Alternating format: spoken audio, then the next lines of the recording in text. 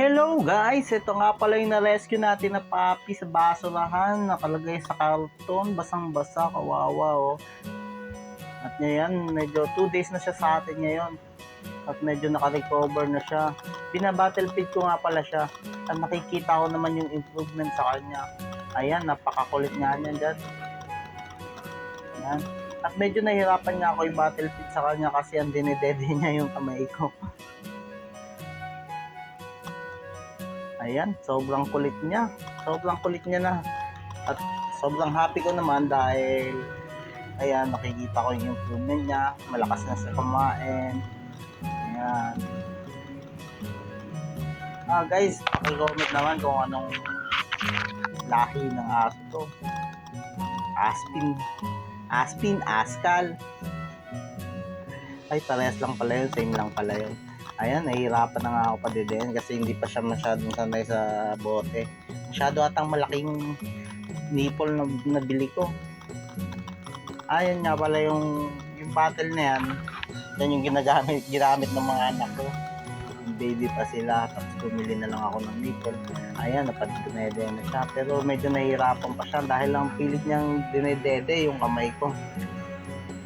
Ayan. Pakakulit niya talaga. Pero sobrang happy ko. Natutuwa naman ako sa kanya dahil laki ng improvement niya. Ayan, tingnan nyo, ang kulit. Makikipag ano. Saka lumakas na siya oh. Ayan, nakadede na siya. Siya nga pala, binabattle feed ko siya ng ano, ng morning, tanghali, sa kagabi. Ayan, sobrang takaw niya, nabulo na siya.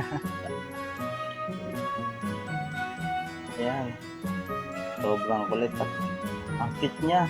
Nung napulot ko nga pala siya, basang-basa siya. Kala ko nga hindi siya makaka-recover. Sa tingin ko lang guys, mga 2 weeks old pa lang siya. 2 days pa lang siya sa akin. Hindi ko lang siya na-video nung na-rescue ko siya sa sa tabi ng basurahan, nakalagay sa karton, basang-basa.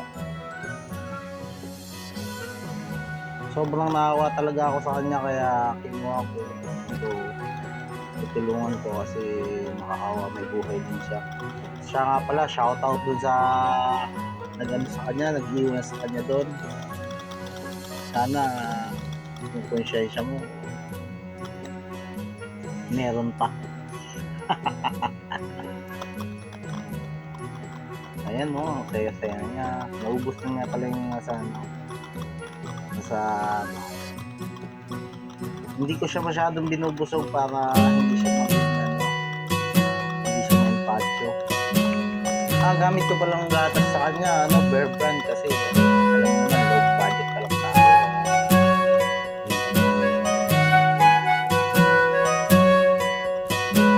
Kaya pala guys, update ko kayo pa malaki na siya, palaki natin siya. Update natin siya sa mga susunod na video. Makikita niyo pa siya sa susunod natin mga video.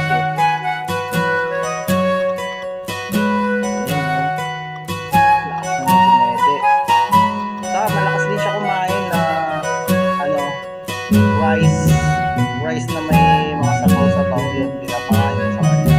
Pero yung mga solid food na matitigas, syempre kasi wala pa siya ipit. Dinadodron yung kamay ko dyan. Mahilig siya sa yun lang, doon siya mahilig. Sobrang happy ko nga dyan kasi nakita ko yung recovery niya, nakakampuli siya. Nakapikip pa siya nung napulot ko. Subscribe na! Thanks for watching!